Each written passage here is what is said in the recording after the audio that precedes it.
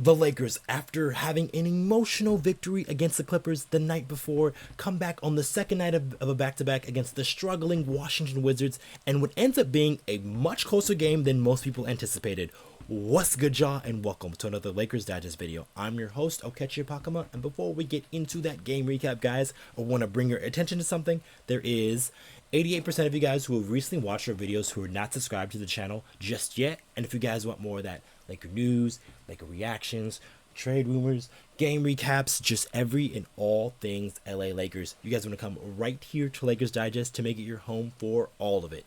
And now, with that out of the way, guys, let's hop straight into that game recap, guys, because the Lakers almost dropped the ball on that one as the Lakers barely win over the Wizards.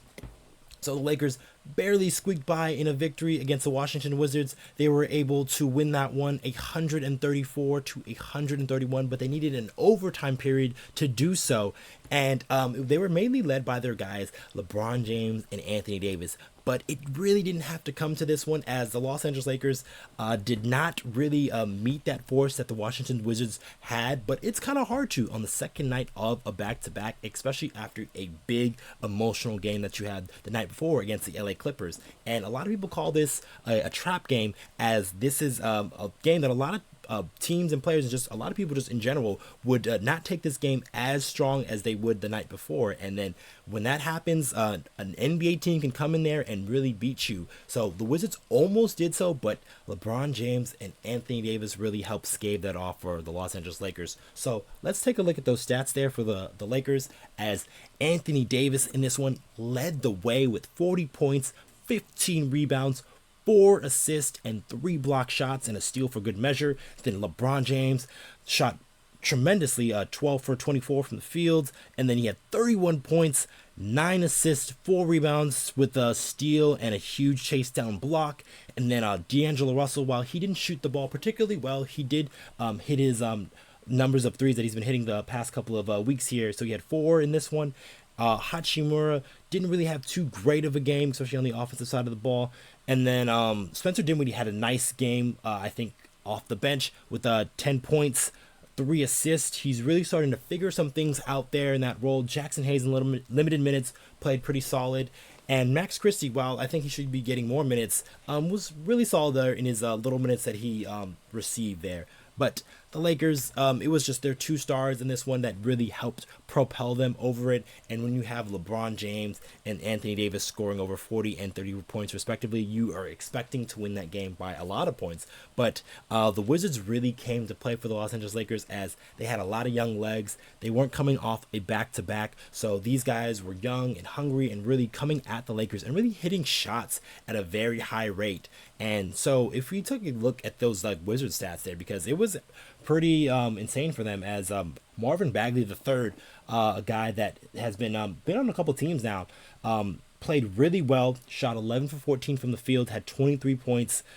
Kyle Kuzma, who always loves coming back to LA, had 20 points, 10 rebounds. Danny Advia in that one had about 15 points, 15 rebounds to go along with 5 assists. Tyus Jones, who's as solid as ever when they come to the point guard spot, he had 11 assists to go along with 8 points.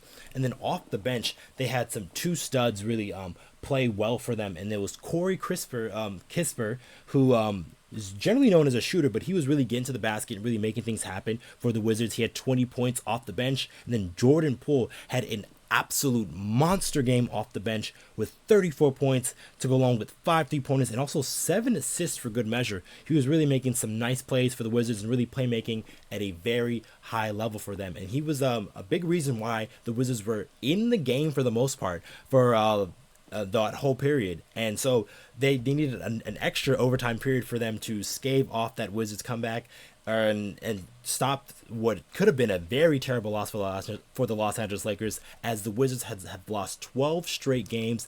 And if they would have stopped that losing streak, this would have been the second time the Lakers stopped the losing streak for a team that isn't really doing so well, as they lost to the Spurs earlier in the season, also on the second night of a back-to-back, and also even when Anthony Davis didn't play. So it was good for the Lakers to get this win, but they needed every energy and effort they can get from their main two stars.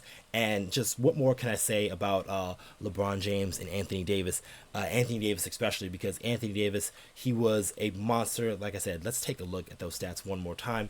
40 points, 12 of 13 from the line, which is what you like to see. The Lakers, who haven't been getting too many free throws, especially coming out of the All-Star break. So Anthony Davis was really muscling his way down there, and there was not really anybody on that Wizards squad who can really guard him. They traded away Daniel Gafford, who was one of their best shot blockers, and then now they just had Marvin Bagley and then Rashard Holmes backing him up. And these are two guys who are kind of power forward size, so they don't really have the muscle or girth to stop or really hinder Anthony Davis there. And that's why you see that big game that he had.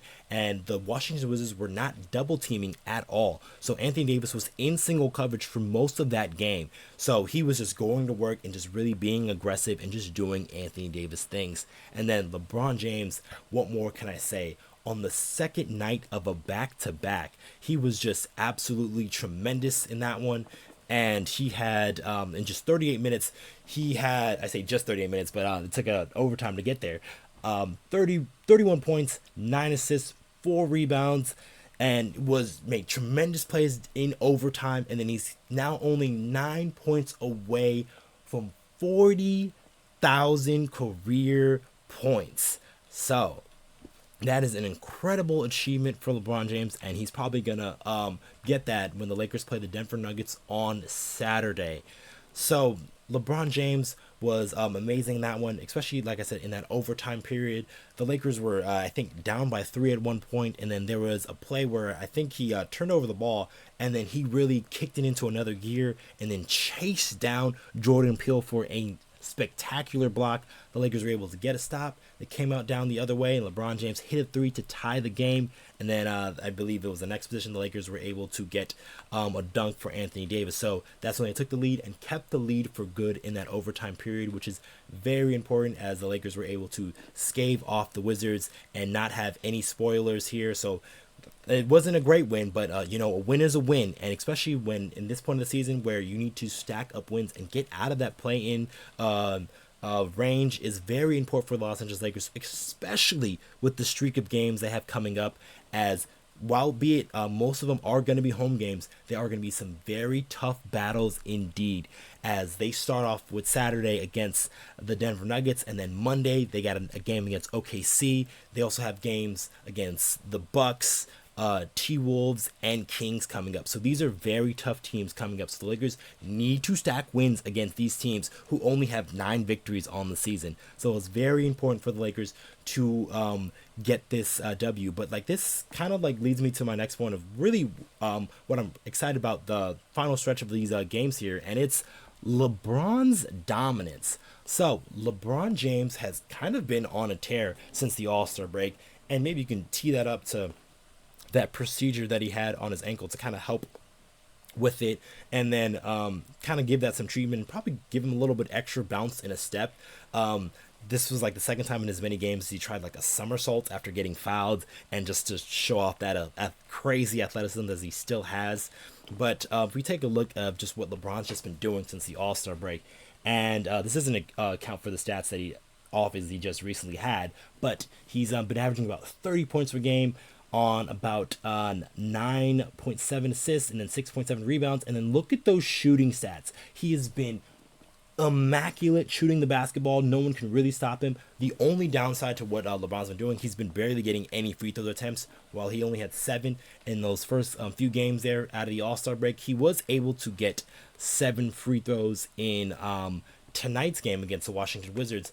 But LeBron James really has been tremendous for the Los Angeles Lakers, and this is about the time where he starts to do that ramp up towards the playoffs, and that's when he starts kicking into high gear. That's when you start to see this two-way LeBron really very active and energetic on both sides of the ball, and that's what the Lakers need at this point, especially on the defensive end when they're still missing some of their defensive guys, mainly Jared Vanderbilt, who is a guy who has been a Swiss Army knife for the Los Angeles Lakers and can do a lot of things on the defensive side of the ball. But the Lakers currently don't have that, and they miss that. But LeBron James is definitely a person that can step up and do some of those huge defensive playmaking things and really swing things in the Lakers' favor. So it has been really nice to see LeBron really kick things up a notch and really turn things up as we get closer to the playoffs here. And it is very important for the Los Angeles Lakers, like I said, to get out of this play-in territory. You don't want to be around this play-in territory, especially with some of these teams that are around there. Teams like the Golden State Warriors, teams like the Sacramento Kings, teams like the New Orleans Pelicans. All these teams are teams that can really get hot from three, and then the Lakers, who are a team who has struggled from the 3 points, from the 3-point line at times. It is very important not to get matched up in like one of these one-game playoff situations where a very hot shooting night can really put you out of the playoffs. So it is very important for the Lakers to get these wins, stack these wins, because they're going to have tough games coming up, and they're going to really need to show out of what they can do.